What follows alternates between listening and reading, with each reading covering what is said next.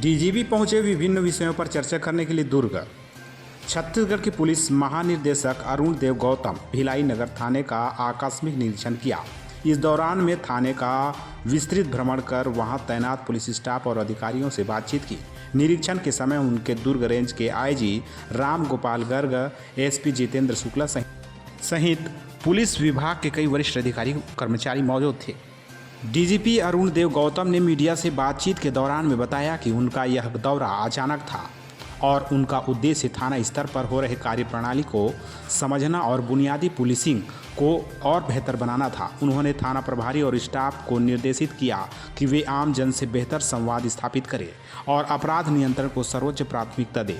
DGP ने कहा कि पुलिस की लगातार कार्रवाई का मकसद यही है कि समाज में अपराधियों पर अंकुश लगाया जा सके। उन्होंने हाल ही में सामने 6 साल की बच्ची के साथ में हुए अनाचार और हत्या के जघन्य मामले पर जिक्र किया। कहा कि घटना बेहद दुखद है और समाज को झकझोर देने वाली है। पुलिस इस मामले में पूरी निष्ठा और तत्परता के साथ में कार्य कर रही है ताकि पीड़िता के परिजनों को जल्द से जल्द न्याय मिल सके। उन्होंने आश्वासन भी दिया कि इस प्रकरण को लेकर फास्ट ट्रैक कोर्ट के माध्यम से जल्द निपटारा कर दिया जाएगा ताकि दोषियों को सख्त सजा मिल सके। नशाखोरी पर चिंता जताते हुए डीजीपी ने कहा कि छत्तीसगढ़ पुलिस की एक बड़ी चुनौती बनकर उभरा है। विशेष रूप से युवाओं और बच्चों में नशे की प्रवृत्ति बढ़ रही है, जो भविष्य में गंभीर संकेत है। उन्होंने बताया कि पुलिस विभाग लगातार नशे के कारोबारियों तथा तस्करों के खिलाफ में सख्त कार्रवाई कर रहा है, लेकिन इस लड़ाई में आमजनों का भी भागीदारी बेहद जरूरी है। उन्होंने समाज से अपील की और नशा मुक्ति के अभियान में सक्रिय भूमिका निभाने और बच्चों को इस बुराई से दूर रखने के लिए सहयोग किया।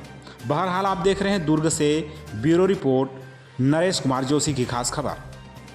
आकस्मिक भ्रमण है दुर्ग जिले का और आज जिस परिसर में हम खड़े हैं यहाँ पर एक थाना है, साथ में कंट्रोल रूम और एसपी का ऑफिस भी है।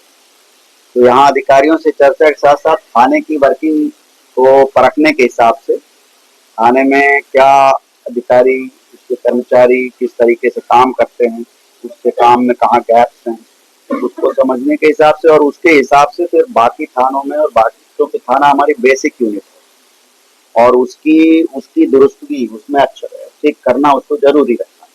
इसलिए आज जो देखा गया है उसको हम कोशिश करेंगे कि सभी थानों में उस प्रकार की त्रुटियों को दूर किया जाए और पुलिस का जो इन्वेस्टिगेशन, अपराध का इन्वेस्टिगेशन है, सिपाही का जो बीट का काम है, सिपाही हमारा बेसिक यूनिट, तो उसको जब इफेक्टिव बनाएंगे हम और उसकी कार्यप्रणाली, उसका जो आउटपुट है वो जब अच्छा होगा तो पूरा जिला अच्छा होगा।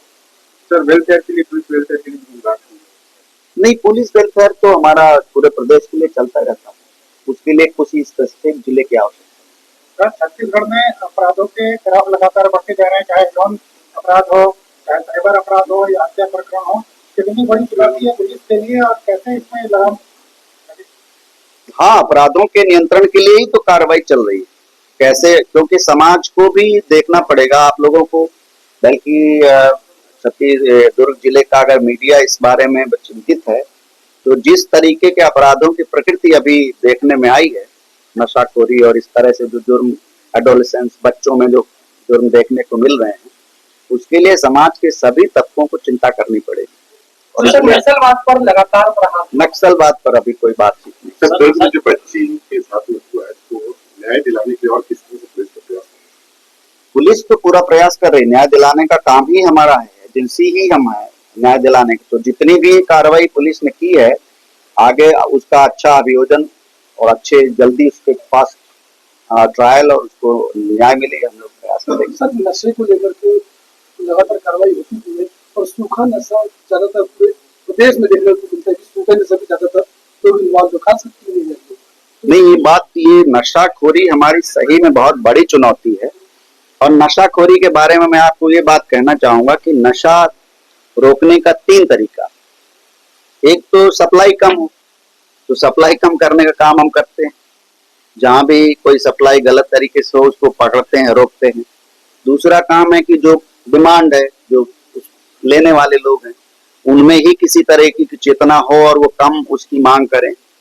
और तीसरा जो मुख्य बात यह है कि जब उसका इफेक्ट है, उसका जो प्रभाव है वो उन पर कम हो।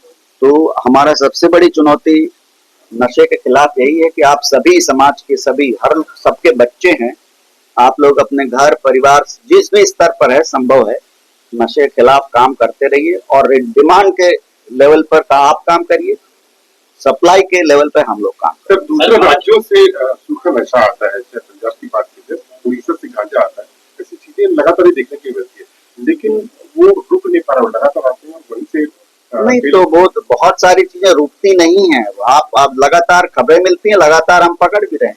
बहुत सारी जितनी गांजे की पकड़ने की कार्रवाई अभी फिलहाल कुछ महीनों में हुई है तो बहुत ज्यादा है। सर महाजन के खिलाफ सीबीआई इंडियन फिर अधिकारी आप और